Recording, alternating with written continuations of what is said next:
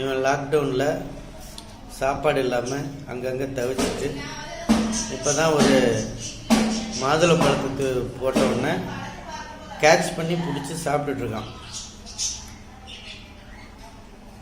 லாக்டவுனில் உணவு இல்லாமல் பாவம் எல்லா கடையும் பூட்டிட்டா அவனுக்கு எங்கே உணவு கிடைக்குன்னு தவிக்கிறான்.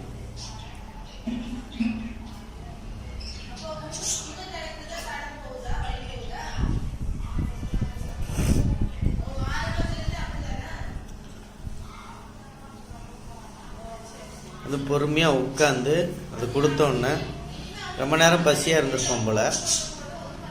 பொறுமையாக உட்காந்து அவனுக்கு காடுகளில் போதிய உணவு இல்லை, அதனால் இந்த மாதிரி மக்கள் குடியிருப்புக்குள்ளே வந்து உணவு தேடுறான். லாக்டவுன்னால எல்லா கடையும் பூட்டியிருக்கு, அந்த கடைகள்லேருந்து எடுக்க முடியாது எதுவும்.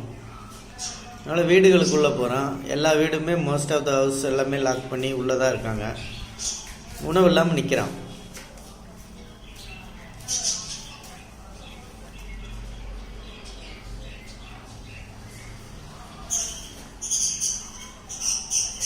ரொம்ப அருமையாக சாப்பிட்றான்.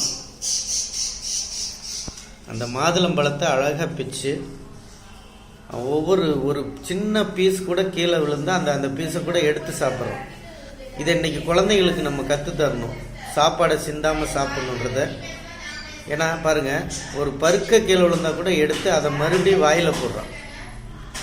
நம்ம குழந்தைங்களுக்கு பிளேட்டில் தட்டை போட்டு கொடுத்தோம்னா பாதி சிந்துதுங்க. ஆனால் இவன் வந்து கொஞ்சம் கூட சிந்தாமல் அருமையாக அந்த உணவை வந்து எடுத்து சாப்பிட்றான்.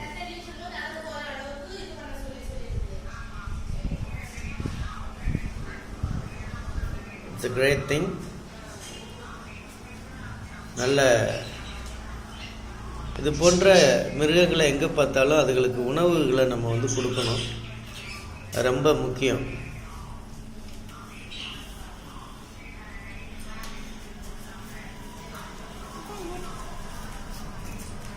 அதுங்க சாப்பிடக்கூடிய பழங்கள் அந்த மாதிரி ஐட்டமாக கொடுக்கணும். நம்ம சாப்பிடக்கூடிய எண்ணெயில் பொரிச்சதை எதையும் இதுக்கு கொடுக்கக்கூடாது.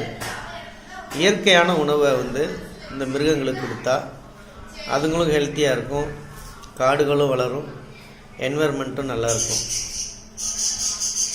ரொம்ப பியூட்டிஃபுல்லாக உட்காந்து சாப்பிட்ற விதத்தை பார்க்கும்போது அந்த மாதுளனுடைய ஒரு முத்துக்கு கீழே விழுந்தால் கூட அதை எடுத்து உடனே வாயில் போட்டு சாப்பிட்டுட்டு அருமையாக அதை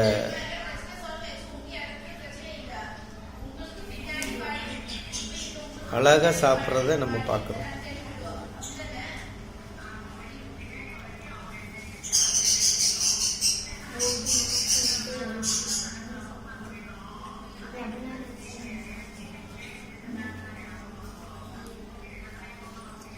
பத்மா